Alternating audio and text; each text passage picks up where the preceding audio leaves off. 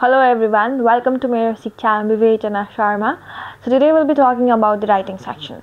So we are all familiar that our writing section holds 35 marks in total. So we have 35 marks in total, and in this 35 marks, this can be divided into 5 different sections. So in this 5 different section, the first and the second section are the guided writing, guided 1, guided 2, third and fourth includes free writing part 1, again free writing part 2. So here this guided writing 1 and 2 holds 5 marks in total, 5 marks each, so which is equivalent to total 10. And this free writing, here we have 6 marks in total, and then this includes 8 marks in total. And the last one is the grammar section, and this holds 11 marks in total. So today we will not be focusing in the grammar section, but rather we'll be discussing on these 4 sections. So in this writing section, guided writing 1 and 2, here you are supposed to do various tasks. So for example, in guided writing part 1, you will be provided with the paragraphs, or you might be asked to write a paragraph, or you might be asked to describe a table or the chart or the diagrams provided, or present a set of instructions, rules and regulations, like obligations or the prohibitions, ideas, and the notices. So here, whenever you are talking about the guided writing part 1, you are supposed to write your ideas. You are supposed to present your ideas in total of 100 words. 100 words. And same goes with the guided writing 2 as well. You are to present your opinion in 100 words, but the questions might vary. So here in guided writing 2, you will be asked to write a news story, and or the message of condolence, or the message of congratulations, or the invitation letter, or the thank you letter, and all. So the things that will be making you easier over here is you will be provided a short note, or you will be provided a short ideas. So what are you to write, and then being based on that particular short idea, you are supposed to create the whole paragraph or the a particular content.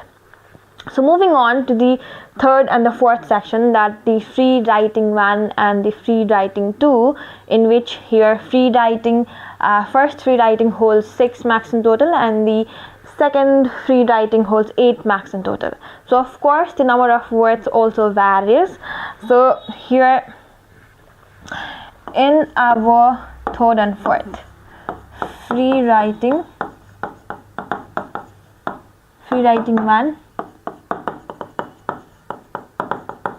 free writing 2. So we have here, it includes 6 marks in total, and this includes 8 marks in total. And the number of words that you are supposed to write your opinion is in 150 words. You will be provided with the question, and here you are to include your idea in 200 words in total. So here in free writing, you will not be provided any sorts of skeleton, you will not be provided any of the clues, you will be provided a question. And in our free writing 1, you will be asked either to present your viewpoints on the provided paragraph, your opinion or your experience. They will be asking you to write a paragraph on your experience or your ideas or your viewpoints or your opinion on a particular subject matter, or you might be asked to write a leave application or a job application and all. So you will be in writing any of those things within this 150 words. You should not be exceeding more than this. And moving on to this free writing 2, which includes 8 marks in total, and you are supposed to present your viewpoint in 200 words.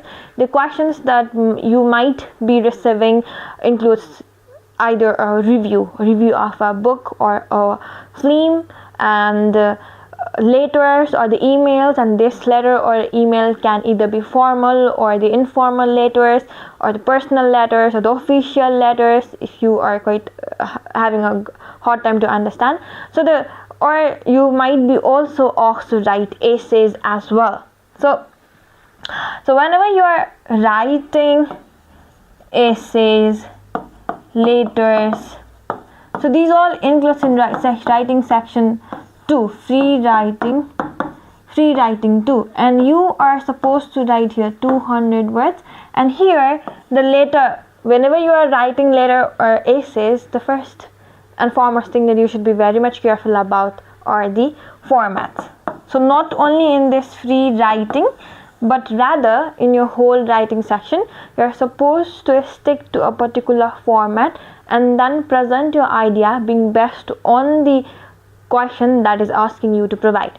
So if you happen to not address the question effectively, then you will not be receiving the marks. For example, here talking about the essay, you might be asked to write either a narrative essay or argumentative or descriptive. So whenever you are asked to write these sorts of essays, you should be sticking to the format. For example, whenever you are writing narrative, you can have your subjective point of view as well. So whenever you are writing argumentative essay, you are supposed to convince the reader that this is the argumentative one. You will be arguing, presenting your opinion on a particular aspect. So whenever you are writing a descriptive essay, this descriptive essay must be in detail. So there are certain formats that should be followed, and same goes with the letters as well. So whenever you are writing the formal letters, you should be very much careful about the addressing the recipient. You should be very much watchful about presenting the subject line, and then the salutation and the complimentary close. And then beside all those things, you should be very much concerned about what sort of message you are providing. So it's not that, but rather whenever you are doing your writing work, you should make sure that the sentences you use should be short and straightforward. So you are not writing a novel or anything. You are not supposed to create a flowery writing, but rather you are supposed to present your point of view in a very short and straightforward manner. So you are not to delay the ideas that are to be brought whenever you are doing the writing sections. So you should always be using the active voice instead of passive. So we also use passive voice in order to make variance in the structure, but mostly you should be focusing on, or you should be using the active voice. So never assume the fact that if you are using hard and the tough vocabularies, your writing will sound much more natural and much more heavy, and you will be getting a marks. So no, it's not the case. You should be including simple words, and then you are supposed to present or deliver the message effectively. More simpler your selection of words are, the more simpler your vocabularies are, the most effectively you will be presenting your message or the content. Similarly, you are supposed to use active verbs and the adjectives.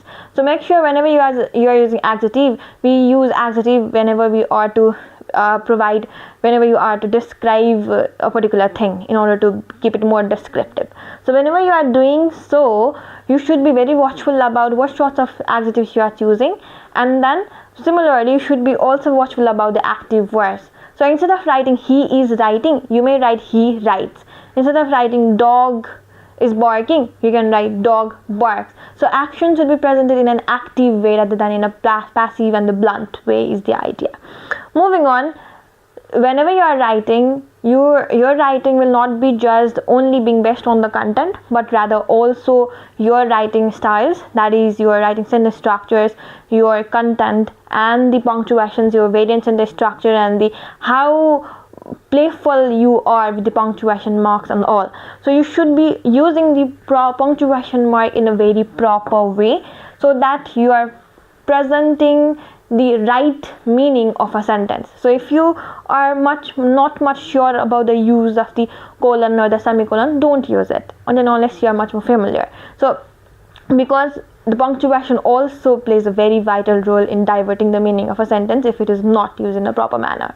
Similarly, you should be using a very proper structure. That is, whenever you are writing a letter, whenever you are writing an email, especially the formal one, and also whenever you are writing the essays.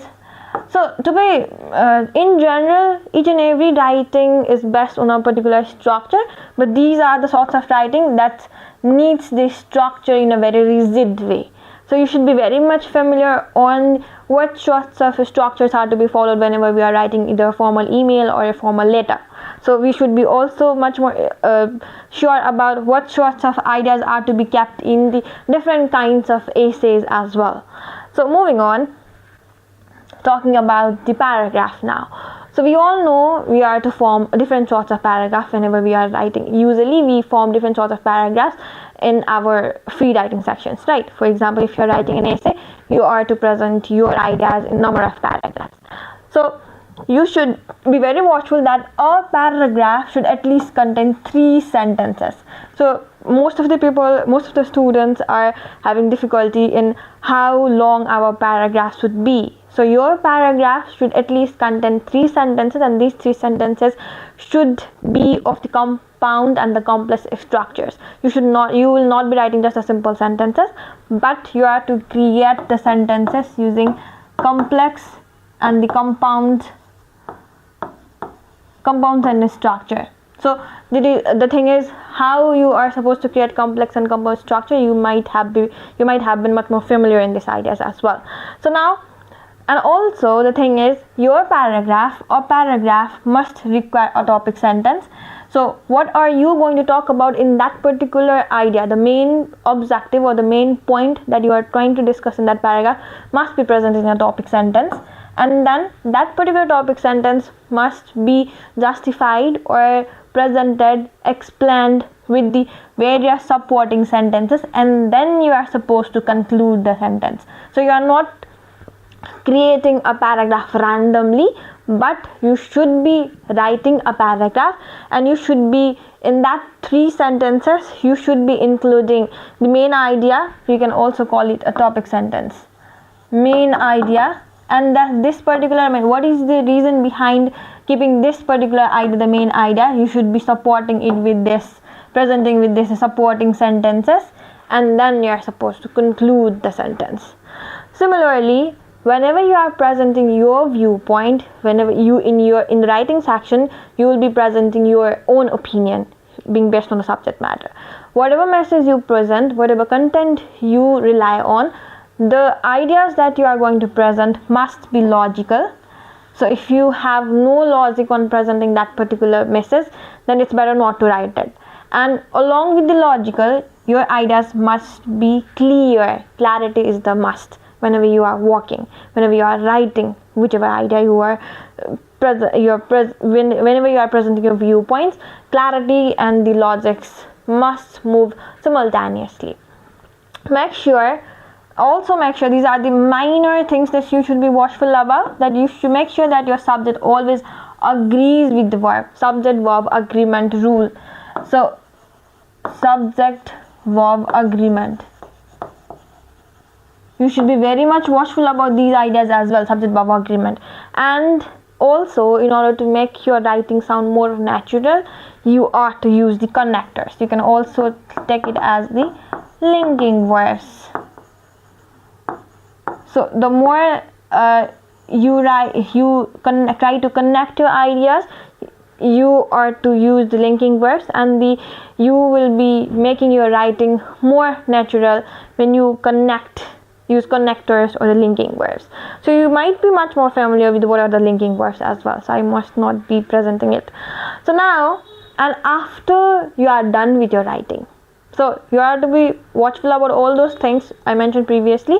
So after you present your writing, you should always review. Your writing must always go through these 3 phases before finalizing it, even in your examination. So because of that particular idea, you should be very much concentrated on the time management skill as well. So you are supposed to review. The process of reviewing, revising and proofreading rules is best carried out in 3 stages. First stage is there you are to review the ideas or the rules that you are present. For example, whenever you are writing rules and regulations, you are to write rules and regulations in your guided writing part 1. You should make sure that they are clearly written and they have been logically organized as well. So because you are presenting some of the obligations and the prohibitions, so you should be very watchful about, you should be revising it, so whether the ideas that you have presented are logical or not as well. So and then that should be written in a very clear manner, so that it is understood by even the person who are not much literate. So writers should then revise where necessary and proofread systematically for the possible error. So once you review it, you are supposed to revise those. You have to revise wherever you think it's necessary, and you have to proofread it systematically. You have to revise it and then you have to edit it and then only finalize it. Similarly, revise to know whether issues have been clearly and completely addressed or not. So if, for example, if you are to write an essay on climate change, and then you mentioned here that the ideas on the climate change are, you are indicating that human beings are the major reason behind this. You just can't mention that human beings are the major reason behind this drastical change in the climate and all. You should be providing logical reasonings as well. So while providing a logical reasoning, your message should be very much clear, and then you should be completely addressing the subject matter. So if you fail to address the subject matter, there will not be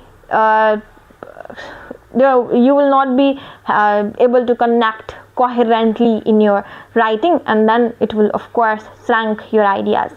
So moving on, the third stage is after you review, you are to do some of the revisions.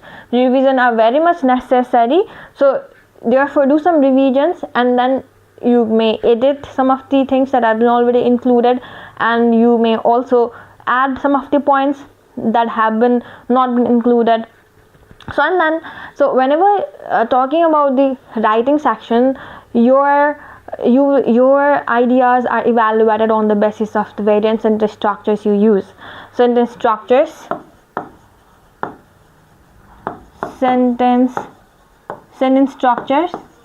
and on the sentence structure you should be very much familiar about the grammar section as well. You should be watchful about the grammars as well. So next is the coherence and the cohesion. Logical connection between the ideas must be presented, and also the appropriate use of words.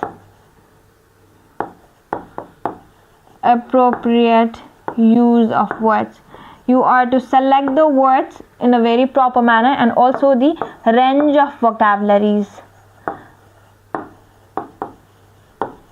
You are not to repeat the vocabularies. You are supposed to use the multiple vocabulary.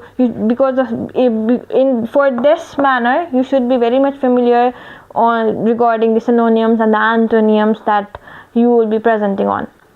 So writing is of course a kind of a tough job, but if you do it systematically, if you stick to the rules, if you present your ideas in a very clear manner, and the more clear you are, the more effectively you will be able to communicate.